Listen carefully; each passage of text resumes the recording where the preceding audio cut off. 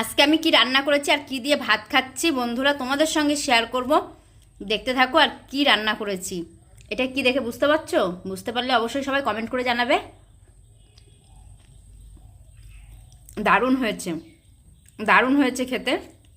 আর দেখো আমি কি দিয়ে আজকে ভাত খাচ্ছি।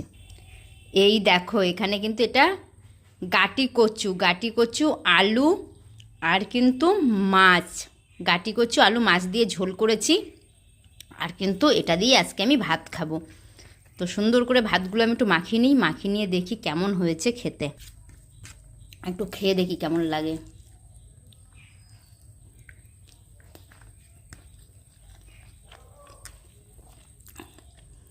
দারুণ হয়েছে খেতে, দারুণ।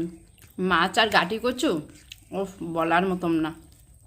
বন্ধুরা তোমরা যারা যারা এইভাবে খাওনি, গাটি কচু মাছ দিয়ে ঝটপট করে বাড়িতে রান্না করো, খেয়ে দেখো খুব ভালো লাগবে। আর এইভাবে কিন্তু রান্না করে খেয়ে দেখো। আর আজকে আমি কিন্তু রান্না করেছি গাটি কচু আলু আর ভোলা মাছের ঝাল। এটা দিয়েই আজকে আমরা ভাত খাবো। অনেক দিন পরে মাছ খাচ্ছি কিন্তু বন্ধুরা।